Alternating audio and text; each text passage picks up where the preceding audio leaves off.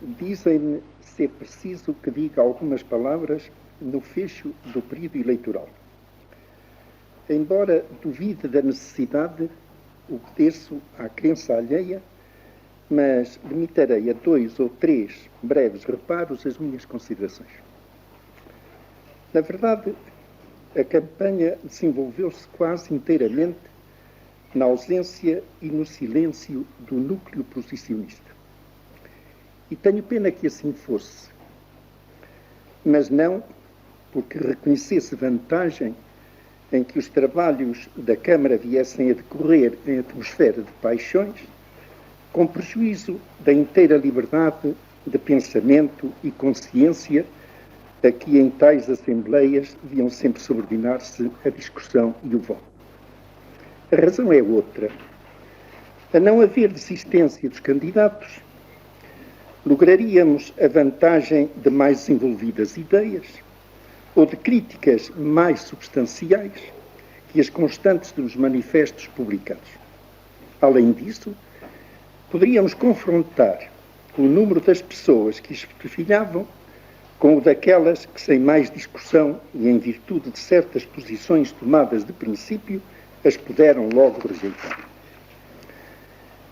Quando, na penúltima eleição presidencial, se verificou contar o candidato posicionista a seu favor, um pouco menos de 1/4 dos votantes, ficou-se a saber quantos dos portugueses achavam preferível trocar por outros mais espalhafatosos e imprevistos os métodos da governação e desejavam substituir, por uma síntese de contradições, os conceitos fundamentais sobre que a nação tem ressalvado a sua identidade, baseado o seu progresso e tentado garantir o seu futuro. E pela mesma comparação dos números, ficou da mesma forma inequivocamente demonstrada a legitimidade de um mandato que provinha de mais de 3/4 partes do eleitorado e da adesão maciça das consciências, afinal do maior número, que não tinham meio de exprimir-se nas urnas. Isso foi positivamente um ganho, apesar do desgaste provocado, no bom nome e crédito do país, por uma campanha em tudo avessa à nossa sensibilidade. Os documentos oficiais da campanha oposicionista foram apenas 4, a 3 dos quais a imprensa deu a maior difusão em seu poder. Só um não pôde ser publicado, pela razão de não considerarmos protocolar fixarem os reclamantes ao chefe do Estado o prazo em que havia de resolver as suas pretensões, mesmo se legítimas, o que no caso não eram. O manifesto em que justificadamente se esperaria ver o sistema de ideias a fazer vingar, o programa de soluções a defender, ou indicação de problemas a discutir nas sessões parlamentares, pareceu-me ter dado preferência a críticas estéreis à ação do governo ou das autoridades e apreciações deselegantemente aivadas de suspeitas graves.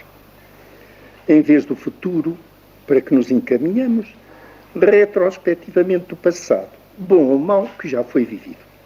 Assim, nos tópicos principais, foi referida a censura à imprensa, a situação dos detidos da Polícia Internacional, a não tradução de um relatório da ONU que supusemos ser inteligível nas línguas oficiais da organização e, sobretudo, as investigações acerca do assassínio do ex-general Delgado, a cargo das autoridades judiciais do país vizinho e cujo atraso seria devido à incúria das nossas próprias autoridades.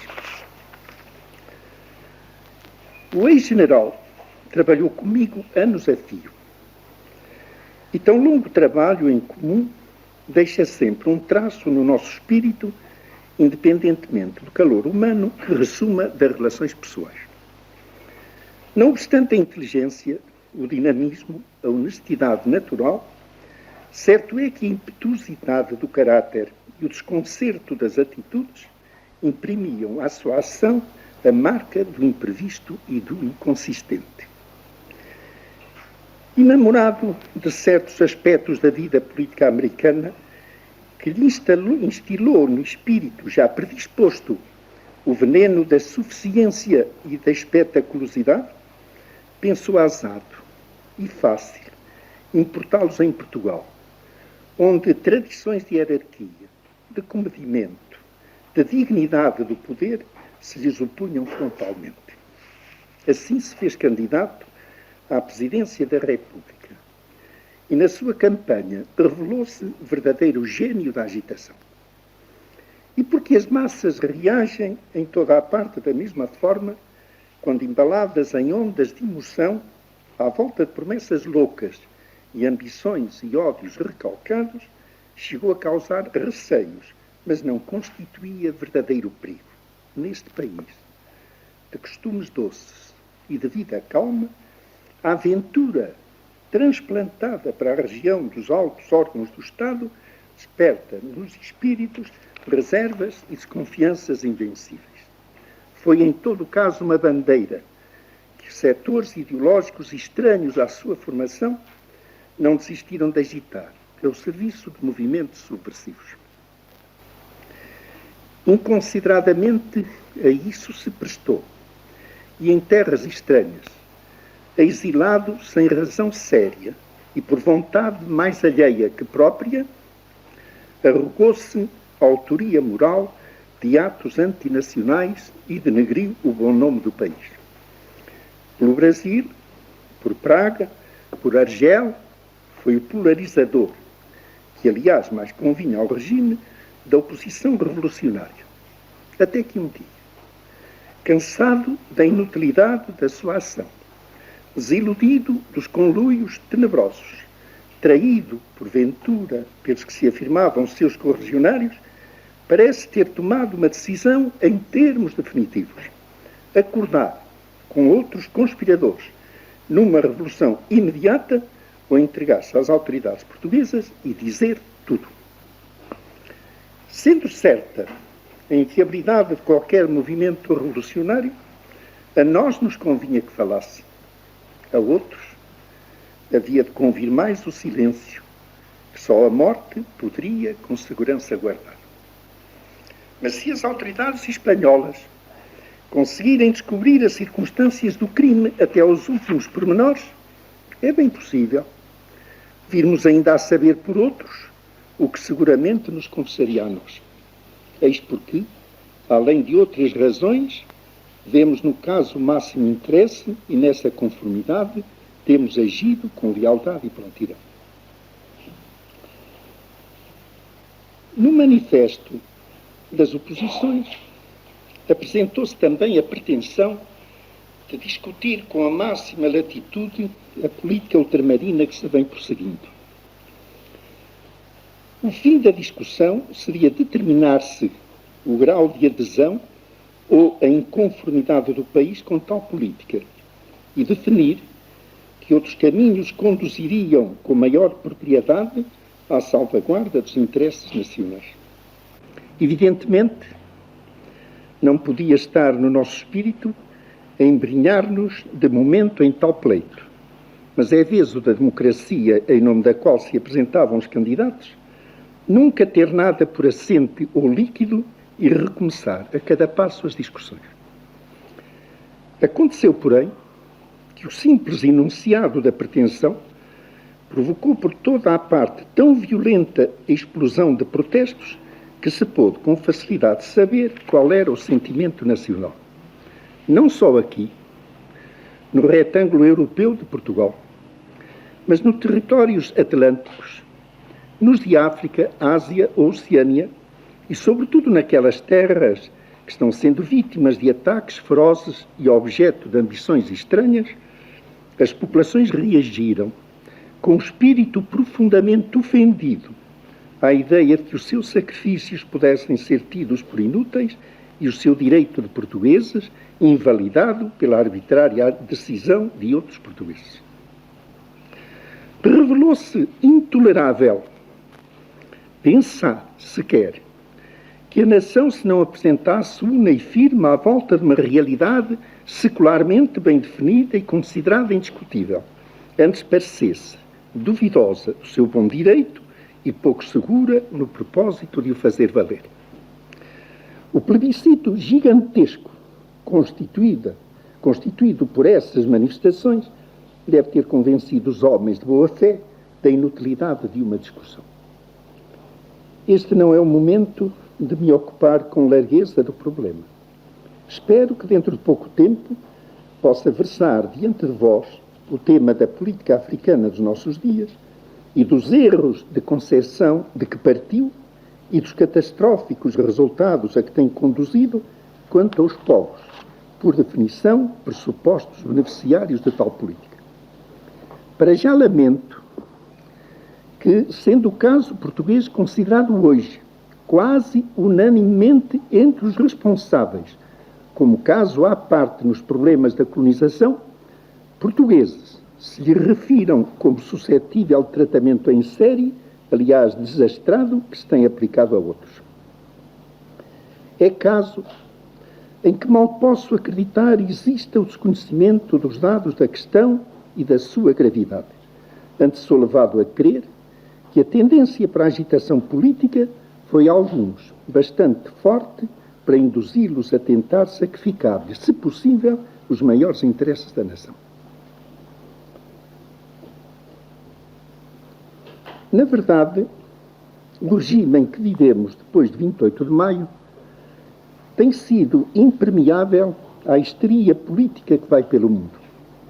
E é esse motivo porque é corrente nas oposições a referência ao nosso imobilismo.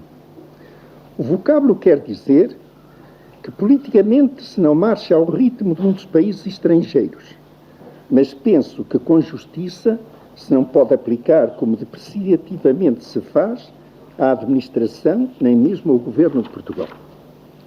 Abre uma pessoa o jornal cada manhã e pode perguntar a si mesma se ainda há mais lugares na Terra para conspirações, golpes de Estado, revoluções, guerras, intervenções militares, conflitos sociais, assassinatos políticos, depurações partidárias, lutas intestinas. Por toda a África, por toda a Ásia, por toda a América, às vezes na mesma Europa, está aberto e arrasta-se um período de convulsões que muitos absolvem com a ideia de corresponderem tais calamidades à gestação de um mundo novo. Mais ao nível da nossa compreensão, diríamos que os acontecimentos são umas vezes devidos à inadaptação das instituições ao gênio dos povos e outras vezes à teorização do ódio e da violência levada a efeito por sistemas doutrinários em moda. Faz-se uma Constituição, elimina-se o chefe do Estado, demite-se o governo ou, mais expeditamente, se assassinam os ministros e as altas autoridades. E depois de se mandar metralhar o povo extraviado e confuso, nota-se que se errou o caminho e volta-se ao princípio.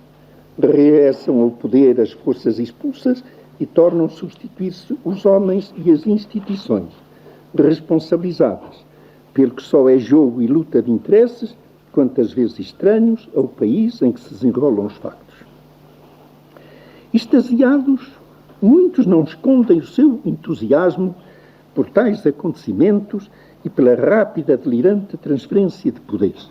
Isto sim é vida política, ativa, dinâmica, progressiva.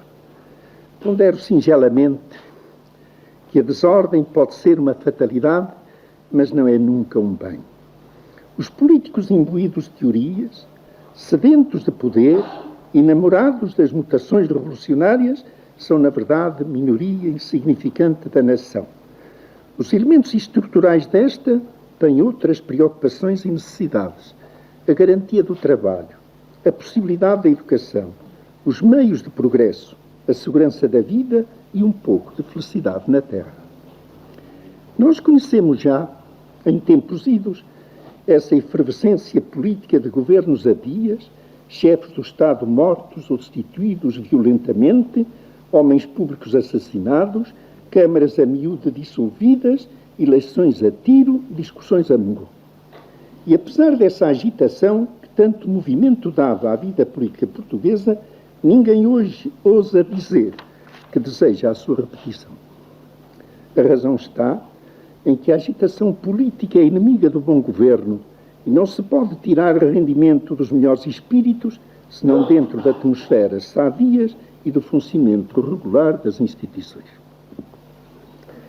Nós devemos considerar como graça da providência termos conseguido nas últimas décadas o desejável equilíbrio da nossa vida política, que continua a processar-se a ritmo normal com a eleição ou reeleição do chefe de Estado nos períodos constitucionais, a formação regular das câmaras, a estabilidade dos governos e a atividade eficiente da administração. Não há pretensão de fazer crer que o bem do povo consiste e se reduz a esta normalidade, mas há o interesse vital de mantê-la, sem prejuízo de adaptações ou renovações necessárias segundo os tempos, para assegurar, com a conveniente resolução dos problemas, a vida e o progresso da nação. É deste modo que justifico o pedido a todos os portugueses de votar nas próximas eleições de deputados, com ou sem imposições, firmemente, virilmente, ordeiramente, como afirmação de portuguesismo e profissão de